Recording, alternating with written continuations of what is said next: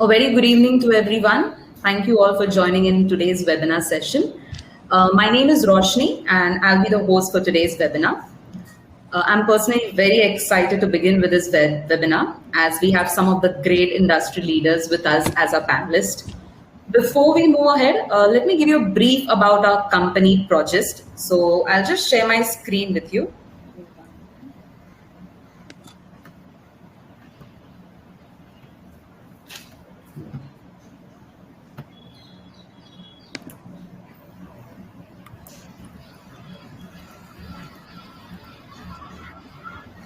So let us start with some facts. 1 in 5 employees experience some form of malicious emailing every day, and 2/3 of them fall prey to the fraudsters. Imposters defrauds your customers, suppliers, and employees by spoofing your domain names. So that's how the journey of Progist Solutions started in May 2017 by our founders Bhavin Bhansali and Chaitanya Rao. Our flagship product, ProDMARC, was subsequently launched in November 2017, and we onboarded one of the largest Indian private sector bank by Jan 2018. So by Jan 2020, ProDMARC had already crossed the landmark of 200 customers across sectors. So Profish, our employee awareness and simulation platform, was launched in June 2020. And within the span of a year, we managed to onboard 25 plus customers. So by August 2021, ProDMARC reached the milestone of protecting 400 brands across sectors, including small, mid SMEs to large conglomerates. So this was a brief history of our company. Now moving on. Now let us talk about what you have in this webinar.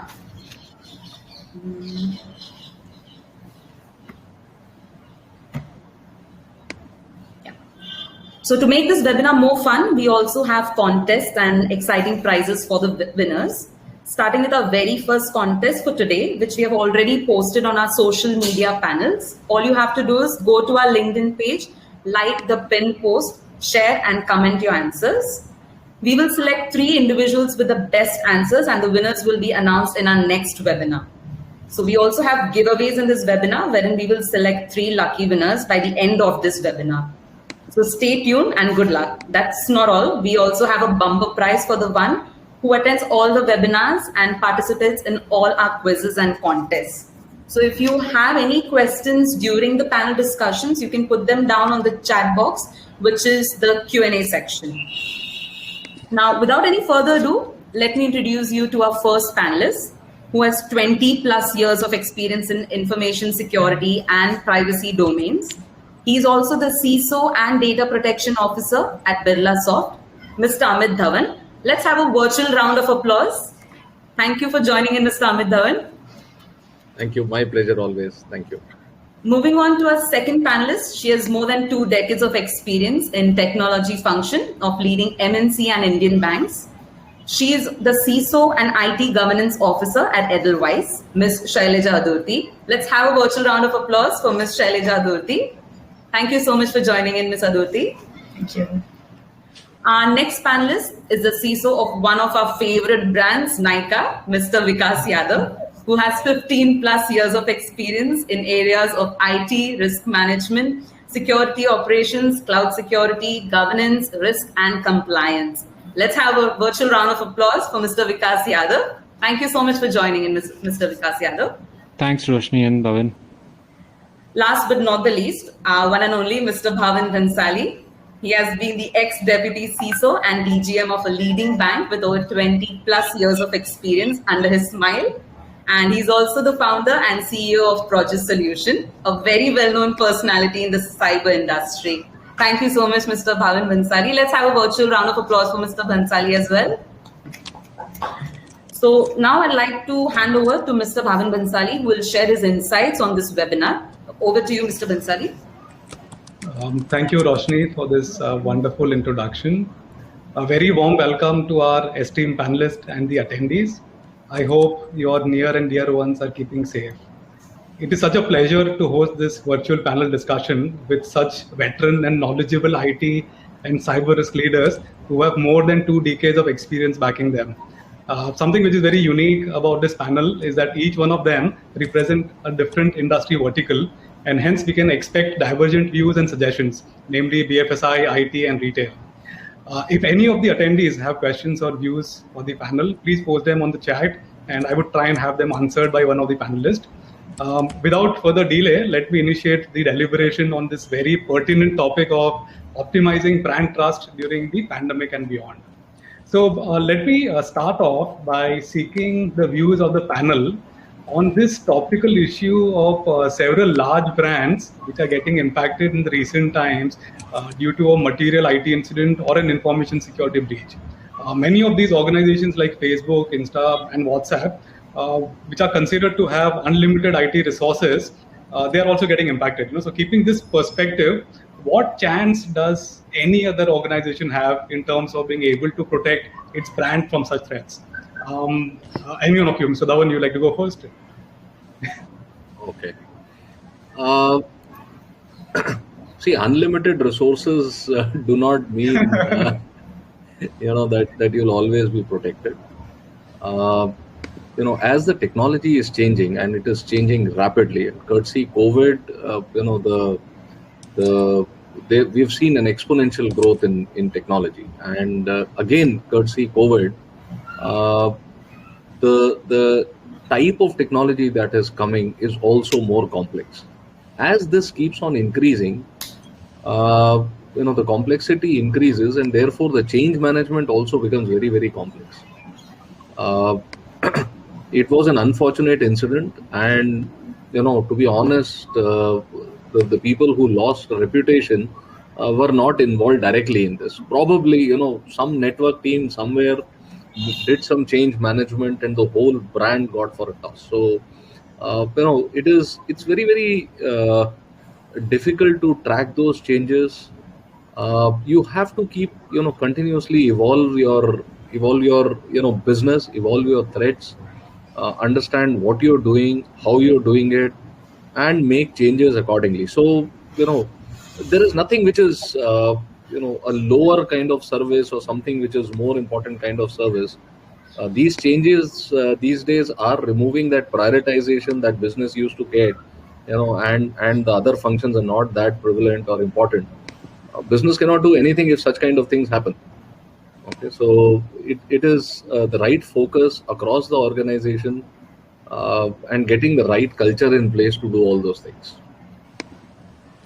Very, very well said. Very well said. Shailaja or Mr. Vikas, any views from your side?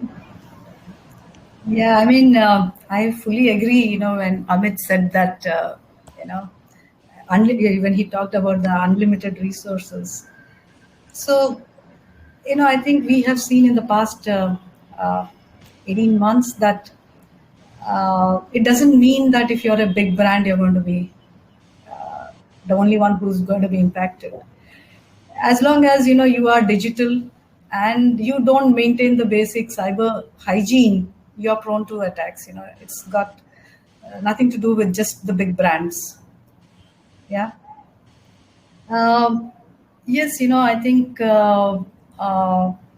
this entire pandemic with, kind of operations that we have has completely expanded the attack surface. Amit talked about, the technology going at a very rapid pace. I think I would also, compliment to that, saying that the cyber intrusions have gone exponential. Yeah. So, everything now needs an attention, whether you're talking about any kind of asset, be it server, application, all these require an attention, and hence the organizations should look into some kind of risk-based planning, and not entirely technical controls, but also look at the weakest link, which is the human aspect. Yeah. Very well said. Very said. Completely agree. Mr. Vikas, any views from your side? 1 second, I was just unmuting myself. I think firstly, thanks for giving me an opportunity to speak on this webinar. Most of the views I express are my personal, not my organization's. Just a general disclaimer. And I think all organizations face this, big or small. It is, I think, size agnostic. We all moving to a digital world where more and more of our services are exposed on the internet, and rightfully so, to enable ease of use for customers. And as with any service which is available to the general public or customers, the same is also available to fraudsters and cyber criminals to exploit and utilize them. So therefore, I think constant vigilance and always a focus on security is essential, both from a business and a technology perspective. I think that is we should always strive to achieve that balance. I think it's a very, I'll say a simple analogy would be use of digital payments in India. As the payments have increased, they have transformed the lives of people, with small vendors being able to get payments very easily. You can order things while you're at home. However, the same have been misutilized, I'll say, by fraudsters to dupe people who are not aware of the technology and trust unsuspecting, trust the malicious people who are trying to hoodwink or fraud them. So I think everyone is at a risk here, and you should take adequate measures to protect yourself, the organization, and the customers at large. Very, very well said, actually. And I can already notice that each one of you have a slightly different view or a different opinion because of the kind of background, the kind of work that you're doing in your industry vertical. So, we already spoke about the pandemic has changed things, right? Now, what challenges do you envisage when the resumption starts? When your employees start coming back to the office, do you see something different which will happen, or it is not going to be that different? Okay, I think I'll start. So, so Bhavin, I would recommend that you point the question to a person. So Certainly, absolutely. Okay. I was thinking we'll go by the order. I'll start doing that. So when the pandemic started, we all changed the way we were working and started looking at controls at the endpoint, at the people who are working from their homes. The organizations who thought that to be the permanent measure, and expect that this kind of scenario will continue, are going to be the happiest when people come back to office, because then they don't have to change anything. It's a hybrid model that has been created. People work from home, people work from office, and I think the general trend is that people are not going to come back to office for at least another 2-3 years. People have moved out of the city of their offices, and I'm very sure it will be a common trend all across. We have 6 locations, but people are at, I don't know, at least more than 200 locations right now. So people are never going to come back to office. So this hybrid model will continue. People who planned and made changes to the infrastructure and architecture, hoping, in a wrong way. I'm sounding positive in this, but the COVID was a sad thing and it was a nightmare for all of us. But if you've planned that it is going to continue, if not COVID, at least a work from home scenario, then we are looking at a little ease of working when people come back to. There will be no change, in my opinion. There is, with all this scenario, there's no change. I think that's all. So Shailja, with you now. So Yeah, very much. I think while a lot of challenges have changed when we moved to the work from home. I think definitely work from home is going to stay. Probably some of the organizations may become more flexible, if not completely towards work from home model, but they will certainly become more flexible. So Yeah, that, with this kind of a model, wherein the entire IT infrastructure is going to be distributed, I think the shift will certainly happen wholesale, not in parts, but wholesale, from a perimeter security to the endpoint. Yeah. So I think it has already started happening, but I think, there'll be more trust towards that. And I think some of the good news is also that, we do see a lot of these cloud-based, management planes coming up, which will support, this kind of an architecture, and also make it very easy and scalable. Yeah. And I just wanted to add one more point. When we actually moved, when we were trying to completely adopt the work from home model, I think there's a lot of cloud migration which has happened. It's accelerated, that migration, whether you have a choice or no, I think, moved it. So I think we will have some challenges when it comes to, sustaining this, because I think there is definitely a gap in terms of, the cloud security skills. Yeah. So I think, that is going to be something that a lot of CISOs will need to work. And yeah, and one important thing is that, wherever we are provisioning the security controls for any resources, the model is largely going to be, bake in the controls rather than, later on bolting the controls. Yeah. So I think that we will see a lot of it happening. It's already happening, but it'll happen more, is my view. Yeah. Wonderful thoughts. Thank you. So, Vikas, you have something to share?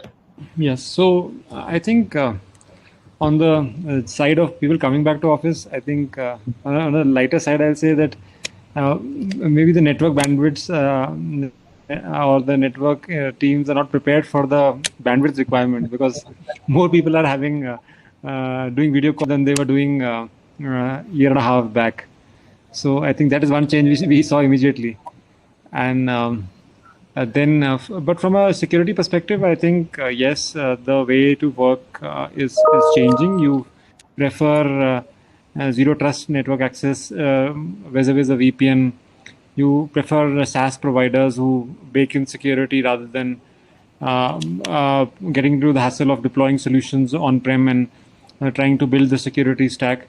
For cloud native companies, I think it was easier to adjust to this change. So I think they'll always be beneficial.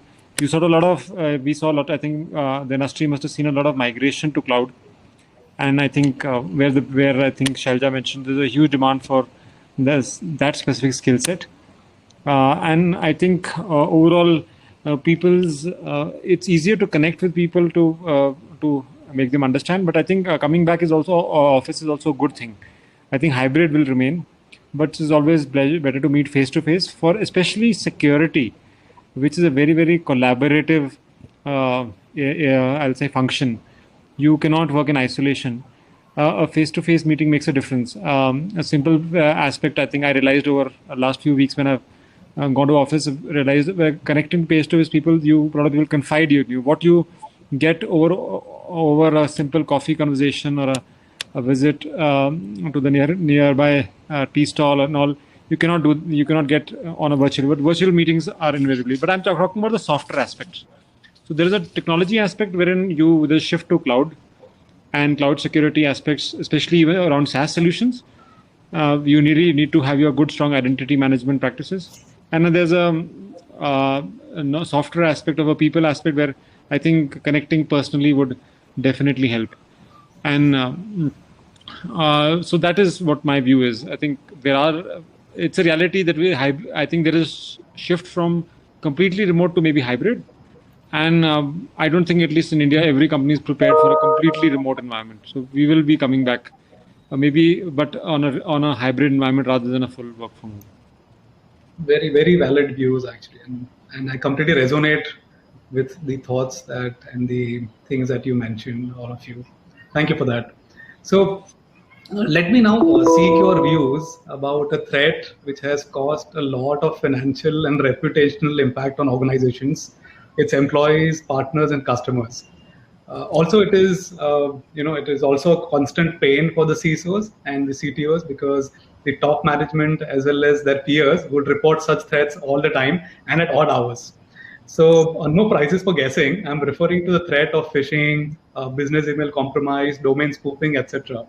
What we hear from several research reports and regulatory and governmental advisories is that this is a threat which has increased exponentially during the pandemic. What are your suggestions on how these threats should be dealt with? Let's start with Mr. Amit. Okay. So, see, two things in this. One of the reasons of moving the threats moving to email is because your perimeter devices have actually become stronger over the years. Those are, I don't think they are very susceptible to getting hacked very often, unless something major happens. They are very, very strong and robust. And if you separate the pandemic part of it, you will realize in the last about 6-7 years, the threats of emails have consistently increased.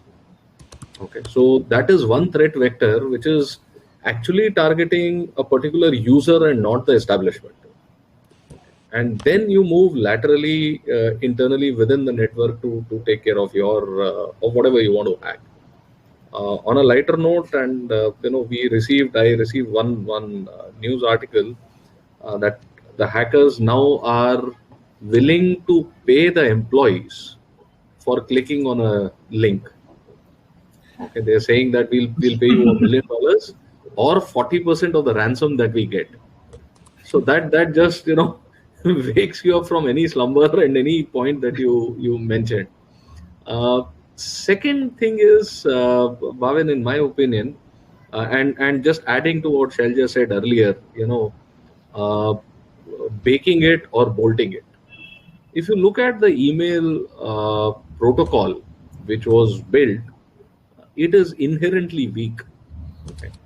And just because so many users were using it, we started bolting things on top.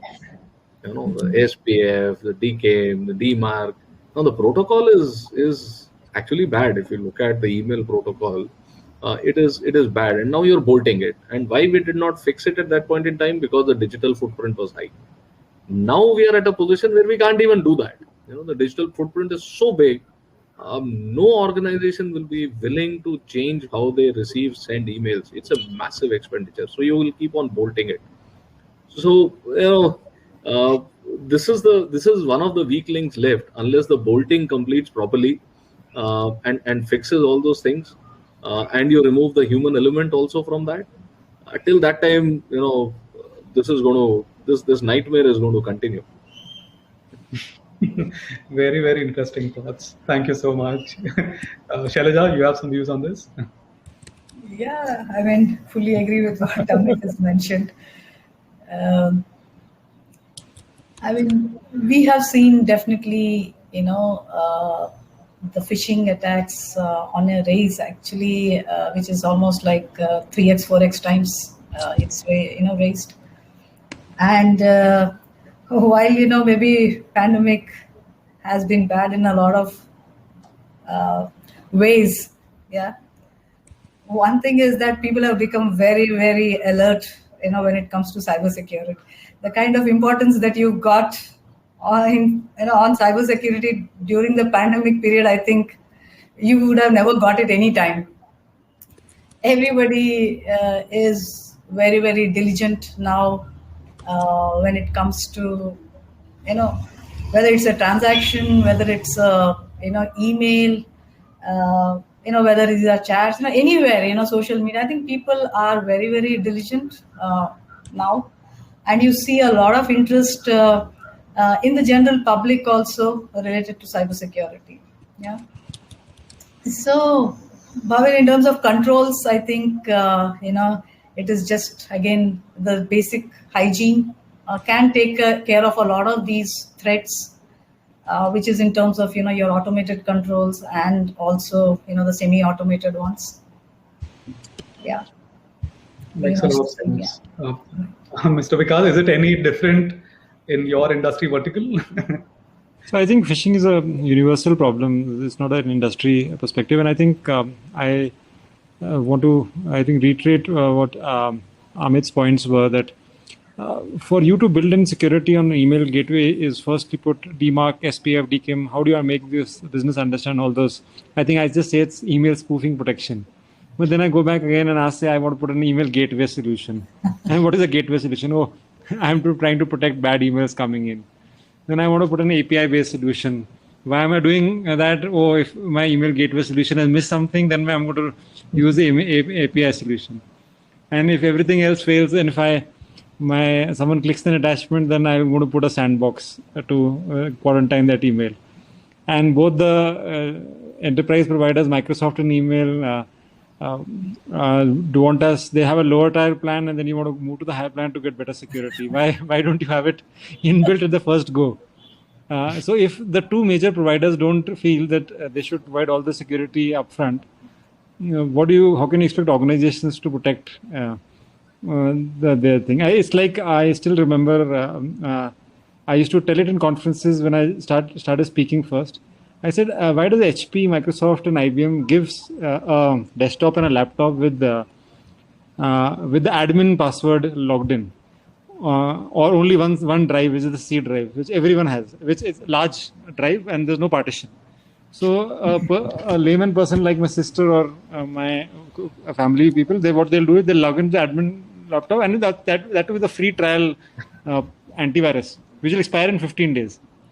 So if you encounter all this, I'm sorry to give you that preamble, but it makes the job of security difficult. But I think so that is why I think the most important thing is awareness. How many solutions you can keep implementing, and as Amit mentioned, that if you are implementing one solution, and now the perimeters solution is strong, so the attack vector is shifted to email. When you strengthen your email gateways and they've reached a certain level of maturity, then you have very simple looking emails coming with no attachments or nothing, and just enticing you to reply. And surprisingly, a lot of people across the board have a lot of time to look at those, even in Gmail, visit the promotions tab and try and click on that link. So if people have a lot of time, I think you should better utilize them by offering them gifts and promotions to work on or complete the awareness training and be security champions. I think that is the way I would go for. So it's a tough thing, but I think we, as Shailja mentioned, awareness is increasing drastically, and I hope it continues that way and we can tackle phishing effectively. But I think awareness is the best form of protection. That's what my take is. Completely agree again. Thank you for your wonderful response to this. Let me now deep dive a bit in one of the emerging controls, which many of you spoke about, DMARC. And some of our attendees may have not heard of DMARC, or maybe they do not know what exactly drives a DMARC implementation. So I would like to put this across to the panel. If someone could explain in a very simple way, when we talk about DMARC, we complicate things, but I'm sure the way you have driven the projects internally, the way you've got your business buy-ins for a DMARC project, please help me in explaining that in a very simple way. And what are the typical drivers of implementation of DMARC in the organization for your industry verticals in specific? Mr. Amit, you would like to start? So, I think DMARC can be explained in 3 lines. At a maybe 60,000 feet level. So one is, it takes care of email authentication. Whether it has come from the right place and has the right stuff in that. The second part is, it defines that what actions can be taken if the authentication fails. How do you manage and it gives you a capability to analyze what is going on in your mail traffic. The email part is very, very complex. You send an email, it puts an envelope on top of it. The receiver then does a whole lot of different things from the sender, trying to understand, whether the content is genuine, whether the source is genuine, whether the reply to address is correct. So what happens if this thing is wrong? So how to manage those actions? And third is reporting of the of the domain who's which is getting spoofed, or basically metadata transition. So three primary things: authentication, second is actions that need to be taken, and third is enabling the reporting part of it. So in very, very simple terms, this is what it does. Basic aim is to protect your domain and protect your users, that the mails that are coming are genuine. Fantastic. Thank you so much. I'll use some of these in my future presentations for sure. So that'll be a copyright thing. Huh? I need to win some prizes today because of that. For sure. Mr. Vikas, you deal with a lot of B2C kind of customers, and with a lot of suppliers and vendors with whom you deal. What would be the business driver for your kind of an environment, or your kind of an ecosystem for DMARC? But I think I'll try and to put my twist to the DMARC first. I think firstly the name should change. You stop calling it DMARC and make it use a simple term like email spoofing protection. And let's say when I want to bid for a project, I don't ask for DMARC protection. I say email spoofing protection, or would be my word for this technology. Sorry to change the whole industry jargon. And how would I describe it? I would describe it as simply, can someone spoof your email and your, let's say, CXO's email and send it to any one of your employees? Do you want to protect against that or not? DMARC is going to help you do that. Then second is, when you send your emails, do you know who all send emails on your behalf, and are they valid or not?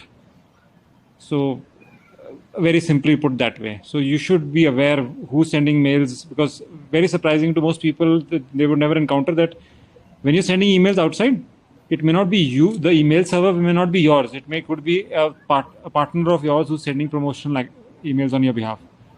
So do you know all the promotions? So a lot of people tell me, when we have our CISO PR discussions, what's the challenge? Why don't we set up DMARC? I'll set it up myself. Very easy. Why I need a partner? You can set it up so easily. And then you set up into quarantine, and then suddenly you decide, I'm going to move to reject, and then reject, and then I'll say magic happens. And you start discovering, I didn't know so many people were sending emails on my behalf. So I think that is what I will put it. DMARC should be named as email spoofing protection to protect false or spurious emails coming to your employees. And secondly, ensuring that everyone knows, you or your IT infrastructure knows how your emails are going out and from whom. That should be the layman understanding of DMARC, and let's change the name to spoofing protection. And I think convincing, then when we change this terminology, then I'm telling you it will be easier to convince vendors and other people. When you tell them that you tell them that someone can send an email on your behalf to me, and not only to me, it could be to other clients as well. Then I think that is the conversation to go ahead with. I think I would let other panelists comment more on this. Excellent views. Thank you so much. Shailaja, is it any different? Do you have any other connotations for DMARC, or they've covered it all? This is very interesting, to change it to email spoofing. Yeah, it's a fantastic idea, probably. Yeah, otherwise, I think it's as simple as, the way Amit and Vikas have explained. Nothing more simpler I can think of.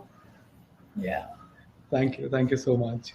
So, now I'm sure the audience, they've understood DMARC pretty well. The business drivers, what DMARC means, probably what it should be called. Let us now talk about the weakest link in the organization. I mean, I would put it, let's not, again, we may want to change the connotation. I always feel bad when we say the employees are the weakest link. I would rather say that they are the ones who can be strongest link for you. So it's only fair to train them more, to give them education, to make sure that they are able to drive the point across and be able to mitigate the kind of risk that most organizations and their employees are into. So what are the kind of initiatives that in your organizations you've been taking to train and retain the employees across different levels, grades and departments? So Shailaja, you want to go first? Sure. So one thing is that, make the whole process a little simpler. Yeah. Reinforce, this entire concept as many times as possible, and incentivize the reporting process, through rewards. Largely these, and also, as I said, make things simple for them actually. Use multiple channels for reporting, and something very simple like, on the Outlook have a reporter button, just to report saying that this is a suspected email and things like that. Giving a lot of points for people who are reporting, and giving options for them to redeem those points. So I think these are some of the ways. Thank you. I think, simple and something which would definitely work. Mr. Vikas, any suggestions from your side? How do you make things easier? How do you make it more interesting for the employees? I think I'm not sure whether we've been able to fully achieve that, but we try and give demos. I think there's nothing which you can imbibe better unless you see it and feel it. So maybe a demo of email spoofing, we've tried to show wherever we can, which helps people understand what is email spoofing and why should you carefully look at this thing. And then obviously phishing simulations everyone does through.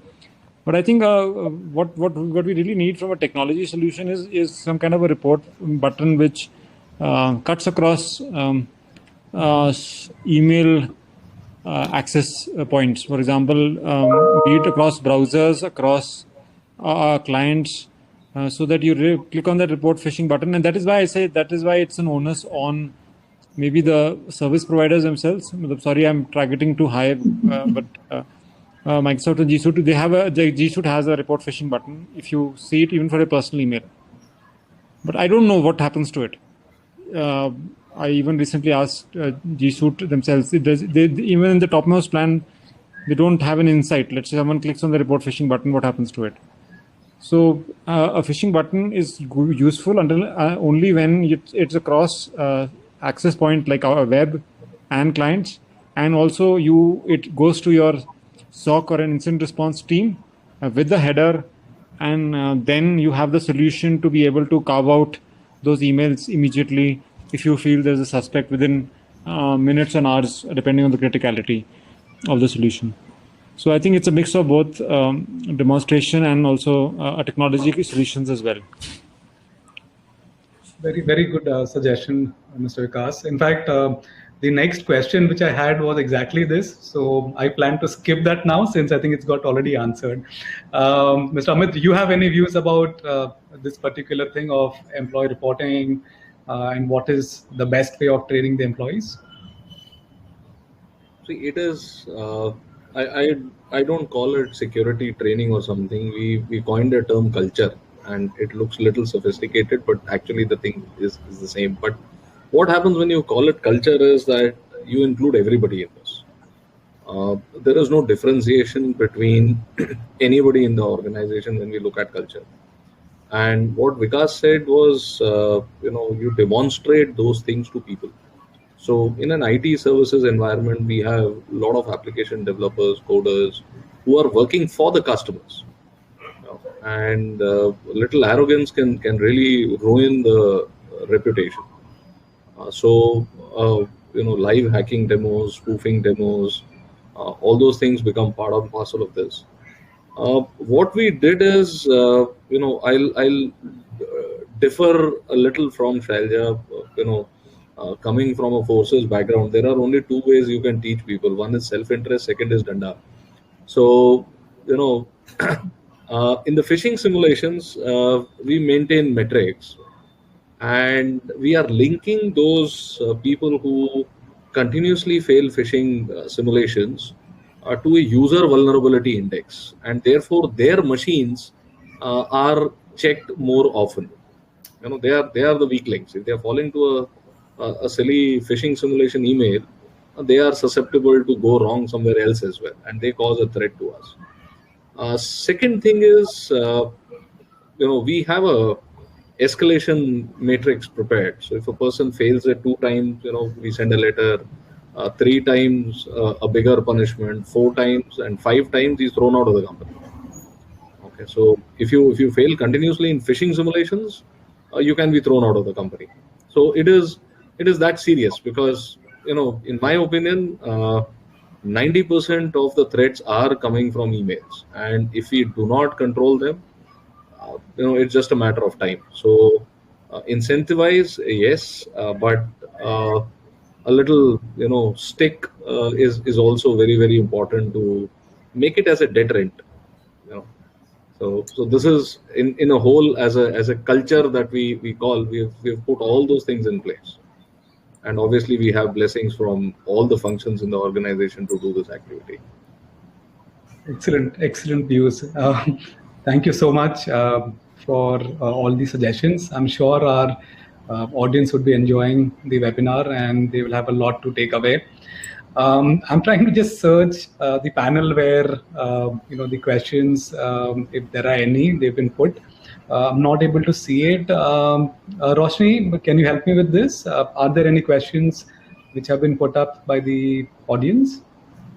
So there is one question, Bhavin, at least to me, which says, this is from Mr. Parvez Khan.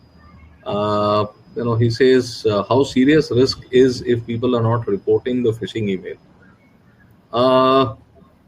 So when we send out a phishing simulation exercise, the button is there for people to report, but a lot of people keep sending out emails that this is this looks fishy.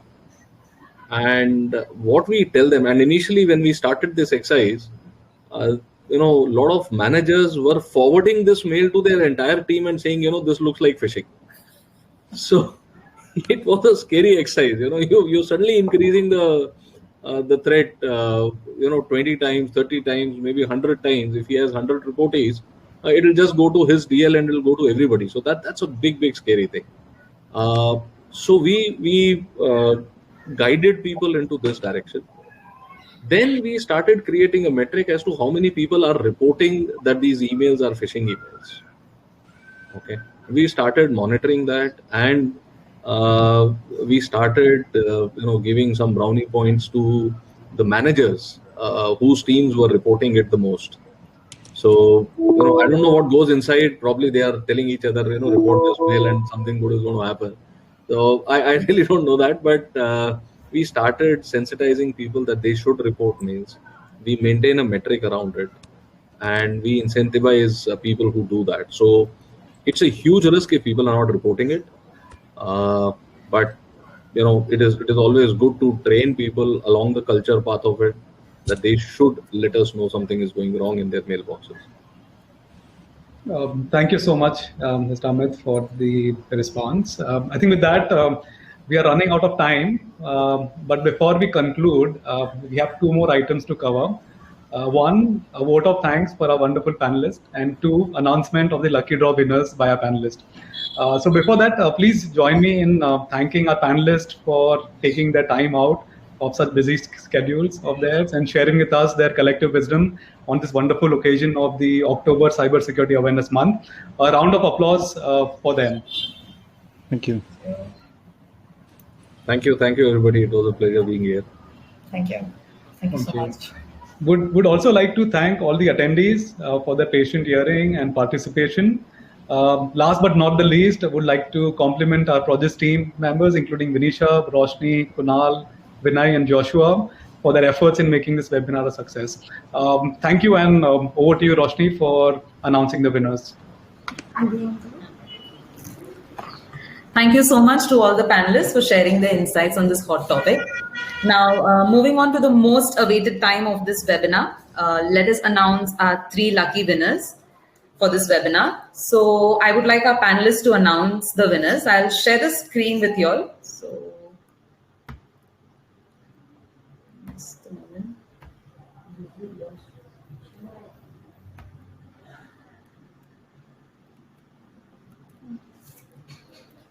So I would like Mr. Vikas Yadav to announce the first winner. So the first winner of the lucky draw would be Mr. Vikas Yadav. You may announce the first lucky draw winner. Roshni, I think Mr. Vikas had to attend to something else. So I would request Shailaja to do that. I've announced it. I think it's Okay, Caroline sure. Mascarenhas. Okay. Yeah. Thank you. Okay, Caroline Mascarenhas would be the first lucky draw winner. And Mr. Amit Dhawan, you can announce the second lucky draw winner. That would be Arushi. So congratulations, Arushi. great. Arushi is the lucky draw winner. Ms. Shailaja Adurti, you can announce the third lucky draw winner. Yeah, it's Sunil Tripathi. Congratulations. Great. Sunil Tripathi is the third lucky draw winner. So congratulations to all our winners. Indeed, you all are lucky to be announced by such great leaders from our industries. So once you receive your prize, please do share it on our LinkedIn page if you wish to do so, and you may tag us too. Let me again remind you all of the LinkedIn contest winners will be announced in the next webinar. So make sure to post your wittiest answers in the comments below. So the next webinar will be held on the 13th of October at 4:30 p.m. So hope to see you all there. That's all for this webinar. I hope you have learned and enjoyed with our panelists. We appreciate your time, you being here. So thanks again for joining us today. We will see you next week, same time, same host. Thank you so much. Thank you. Thank you. Have a good evening ahead. Thank you. Thank you. Good evening.